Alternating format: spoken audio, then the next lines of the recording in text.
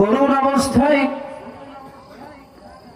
যায়েদ ইবনে হারেসা চিন্তা করলেন, এখন তো আমার কিছু নাই, হাত দুইটা বাঁধা, পা দুইটা বাঁধা, আমার সফর সঙ্গীর হাতে তরবারি, এখন আমি কি করব? যায়েদ বিন হারেসা মনে মনে চিন্তা করলেন, এখান থেকে আমাকে রব্বুল আলামিন ছাড়া আর কেউ আমাকে সরাতে পারবে না, এই বিপদ থেকে কেউ রক্ষা করতে পারবে না। এই মুহূর্তে আমাকে আমার রব আল্লাহকে ডাকা দরকার। কি বলেন, ঠিক কিনা?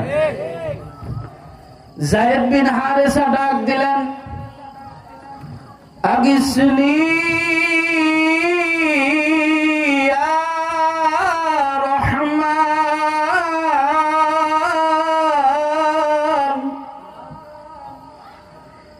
এই ডাক দেওয়ার পরে যায়েদ ইবনে হারেসা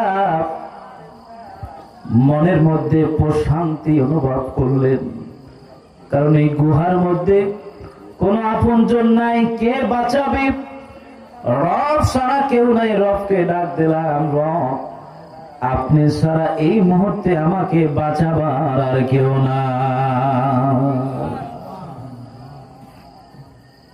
কিছুক্ষণ পরে দেখেন, যার হাতে রাঙা তরবারি, খোলা তরবারি, ওই তরবারি যেই ব্যক্তি নিয়ে মাথার সামনে উঁচু করে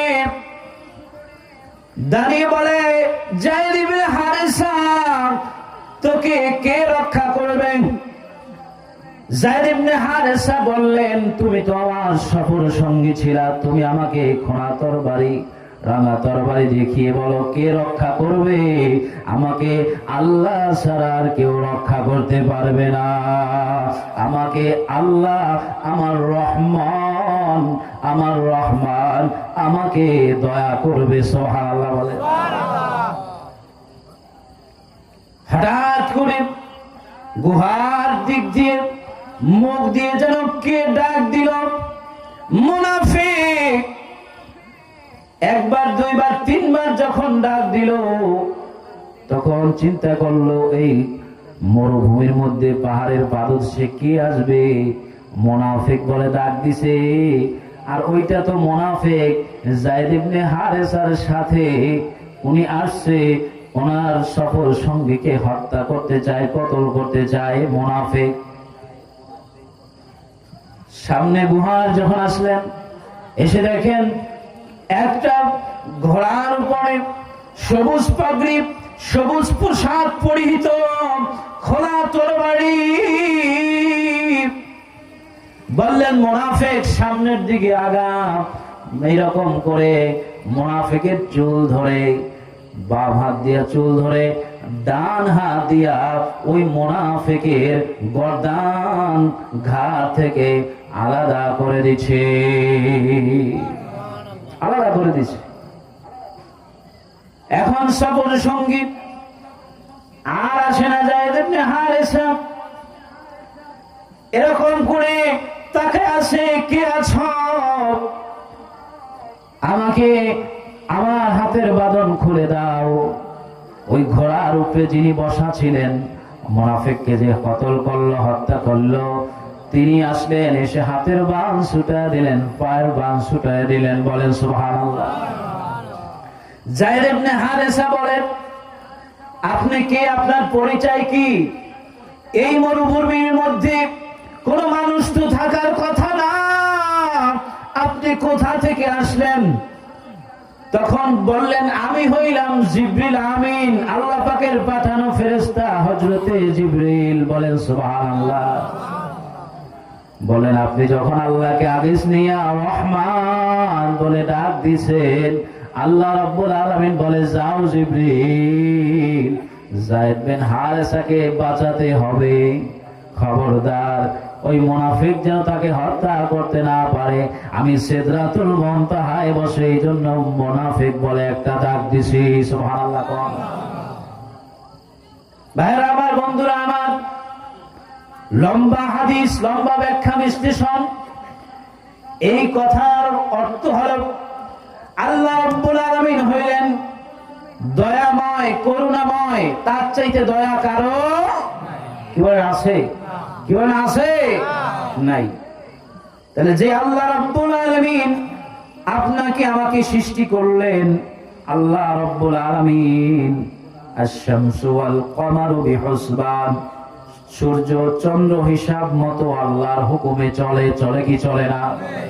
আল্লাহ বলতেছে সূরা রহমানে, ওয়ান নাজমু ওয়াশ শাজারু ইয়াসজুদান, তৃণলতা ও বৃক্ষাদি সিজদারত আছে। দেখবেন অনেক গাছ, অনেক লতা পাতা সিজদারত অবস্থায়। বলেন সুবহানাল্লাহ। ওয়াস সামাআ রাফাহা ওয়া ওয়াদাআল মিজান, তিনি আকাশকে করেছেন সমুন্নত, স্থাপন করেছেন তুলাদণ্ড। সুবহানাল্লাহ বলেন। এই জন্য মিজান এই জন্য করেছে আল্লাহ, তাতহুফিল মিজান, যাতে তোমরা সীমা লঙ্ঘন না করো। মাপে কাউকে ওজন দিও না, ওজনে কোনো কমতি করো না, সঠিক ওজন তোমরা দাও।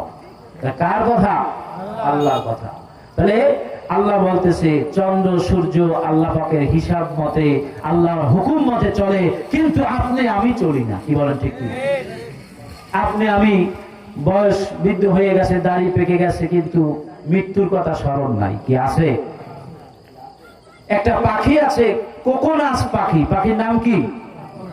কোকোনাস পাখি। ওই কোকোনাস পাখি আফ্রিকার জঙ্গলে থাকে। বয়স যখন 80 বছর হয়ে যায়, তখন বুঝতে পারে যে আমার মৃত্যু সন্নিকটে, কিছুদিনের মধ্যেই আমার মৃত্যু হয়ে যাবে। মৃত্যুর জন্য আমার একটা প্রস্তুতি হওয়া দরকার। এই কোকোনাস পাখি ডিমও দেয় না, বাচ্চাও দেয় না, কিন্তু বংশ বিস্তার আছে, জারি রেখেছে আল্লাহ সুবহানাল্লাহ।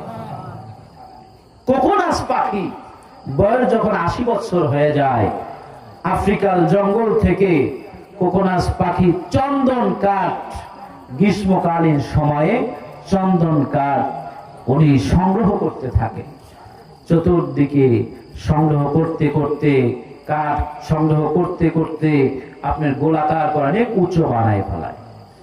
এরপরে ওই কোকোনাস পাখি গ্রীষ্মকালীন শুকনা যখন সময় হয়, তখন রোদে কাঠটা অনেক যখন শুকিয়ে যায়, ওই কোকোনাস পাখির সুর, ডাক, কথা এমন, যখন কথা বলে মানে পাখি যখন ডাকে, একটা বাদ্যযন্ত্রের মতো, হারমোনিয়ামের মতো, এত সুন্দর সুর কোকোনাস পাখি। কোকোনাস পাখি যখন বুঝতে পারে 80 বছর যখন বয়স হয়ে যায়, ওই চন্দন কাঠের মধ্যে, চতুর্দিকে চন্দন কাঠ, মধ্যবর্তী জায়গায় বসে যায়। কোকোনাস পাখিটা বলতে শুরু করে এমন বাদ্যযন্ত্রের মতো, এমন সুন্দর তার বলি, এমন সুন্দর তার কণ্ঠ, তার গানে ছন্দে, তার কথায়, তার সুরে ওই চন্দন কাঠের মধ্যে, চন্দন কাঠের মধ্যে আগুন জ্বলে যায়। কি হয়ে যায়? আগুন জ্বলে যায়। আগুন জ্বলার পরে জ্বলতে জ্বলতে কোকোনাস পাখির শরীরে যখন আগুন জ্বলে যায়, আগুন জ্বলতে জ্বলতে পাখিটা পুড়ে ছাই হয়ে যায়। কি হয়ে যায়? ছাই হয়ে যায়। ওই পুড়ে যাওয়া ছাইগুলো বাতাসে বিভিন্ন দিকে ছড়িয়ে যায়। যখনই আল্লাহ সুবহানাহু ওয়া তাআলার আসমান থেকে জমিনে যখন প্রথম বৃষ্টি পড়ে, ওই বৃষ্টি ওই ছায়ের উপরে পড়ার সাথে সাথে এক একটা কোকোনাস পাখি তৈরি হয়ে যায়। সুবহানাল্লাহ বলেন। এক একটা কোকোনাস পাখি হয়ে যায়। ওই কোকোনাস পাখি ডিমও দেয় না, বাচ্চাও দেয় না, কিন্তু আল্লাহ সুবহানাহু ওয়া তাআলা কুদরতি ভাবে ওই বৃষ্টির ফোঁটা যখন ছাইয়ের উপরে পড়ে, প্রত্যেকটা ছাইয়ের কণায় কণায় একটা কোকোনাস পাখি তৈরি হয়ে যায়। সুবহানাল্লাহ বলেন। তাহলে একটা পাখি সে বুঝলো যে আমার 80 বছর হয়ে গেছে, আমার মৃত্যুর সময় সন্নিকটে, আমাকে মৃত্যুর জন্য প্রস্তুতি নেওয়া দরকার। কি বলেন? ঠিক কি? কিন্তু মানুষ বড় অদ্ভুত, দাড়ি পেকে গেছে, চামড়া ঢিলা হয়ে গেছে, যুবক থেকে বৃদ্ধ হয়েছে, কিন্তু এখন পর্যন্ত নামাজ ঠিক মতো ধরে নাই, এখন পর্যন্ত মিথ্যা ছাড়ে নাই, এখন পর্যন্ত পরকে ঠকানো ছাড়ে নাই, এখন পর্যন্ত সেই অভ্যাস রয়ে গেছে, যে অভ্যাসের কারণে আমাকে জাহান্নামী হতে হবে। বলে ঠিক কিনা? এখন সময় আছে, মৃত্যুর জন্য কিছু তৈরি করো, মৃত্যুর জন্য কিছু সামান জোগাড় করো। ওয়াহেদ দরবেশ রহমাতুল্লাহ আলাই, সে ছিল আল্লাহর পাগল, মাওলার পাগল। ঠিক কিনা কর? এতে কি ভুল আছে? কোনো সন্দেহ আছে? ওয়াহেদ দরবেশ রহমাতুল্লাহ আলাইহির অনেক ঘটনা আমার জানা আছে, সময় সংক্ষেপ, আমি কোন সময় বলবো, যেহেতু তার স্মরণে মাহফিল, তার একটা কথা আমি বলি।